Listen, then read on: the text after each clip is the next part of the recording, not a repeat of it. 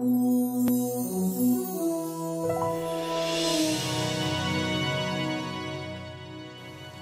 technology of immunostaining developed by Kunz 65 years ago became indispensable for medical research. The immunoenzymatic methods are extremely attractive for pathologists. Over the application of immunoperoxidase and following the revolutionary pretreatment of tissue sections using monoclonal antibodies are the most important developments. New indications request new reagents. Over the recently developed chip technology, the future is unknown yet. A novel technology will be presented by this video step by step. Formaldehyde reacts with some reactive groups of proteins, forming methylene bridges during formalin fixation, which cross-link proteins and therefore mask antigenic sites. These protein bindings are reversible. They are reducible by appropriate pretreatments.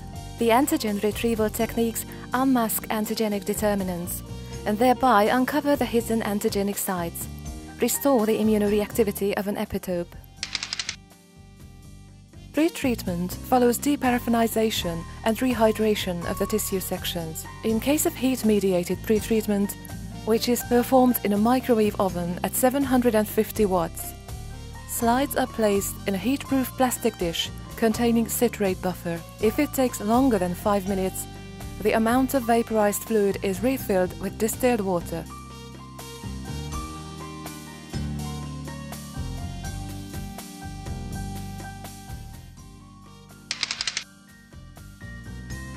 Marking the sections with hydrophobic pen is advisable following the first washing in buffer.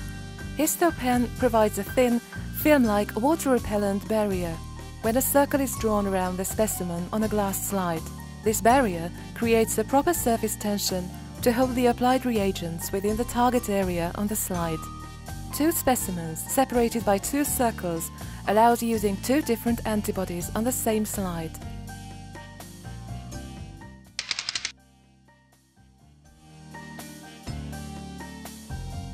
The other method of antigen retrieval is enzymatic predigestion.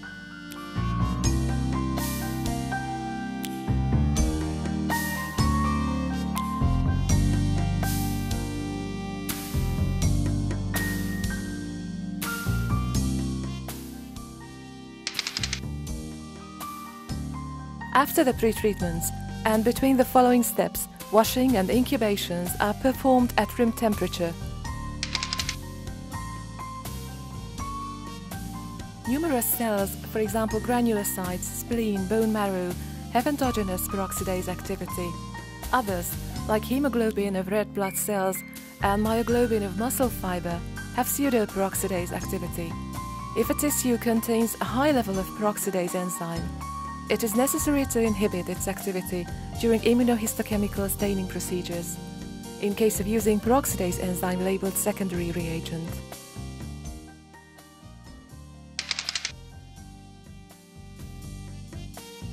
The background blocking solution inhibits non-specific binding of primary and secondary antibodies to tissue sections by saturating non-specific sites.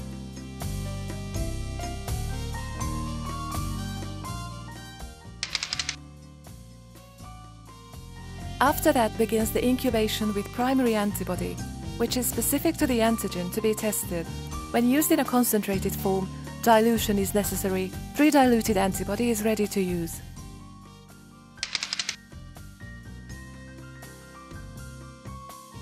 After each step, the residual reagents must be removed by washing the slides in buffer.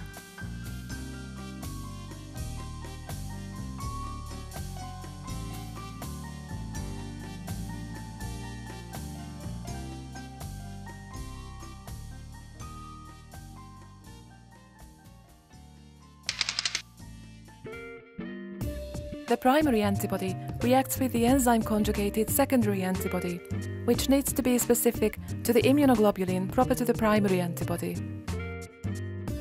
Histols secondary antisera are enzyme-labeled micropolymer-based 1 or 2-step detection systems, which detect mouse, rabbit or both immunoglobulins bound to an antigen in tissue section.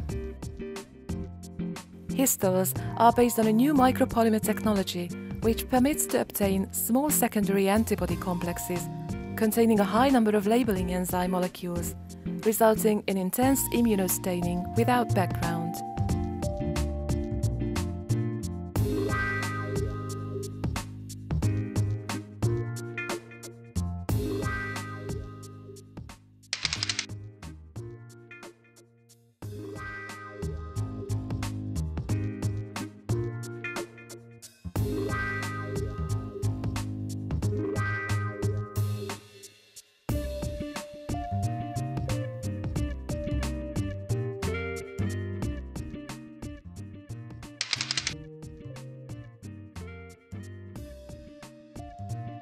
In case of horseradish peroxidase-based method, diaminobenzidine, DAB, or aminoethyl carbazole, AEC, are usable as chromogen substrate system.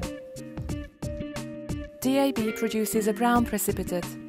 AEC gives a reddish-brown one at the location of the target antigen. Using alkaline phosphatase-labeled systems, the proper chromogen substrate solution is fast red, which produces a magenta-red precipitate.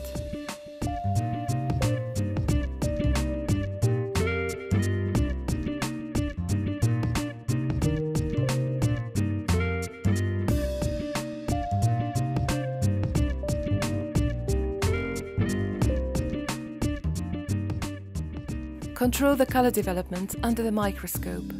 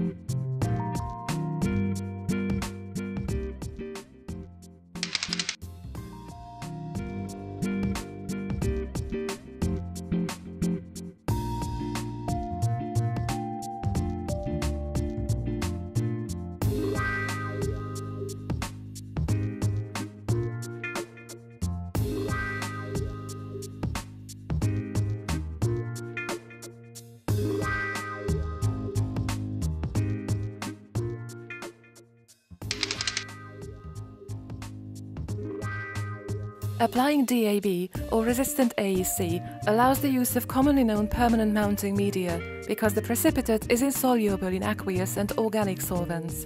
In case of fast red, the slides need to be covered with water-based mounting medium.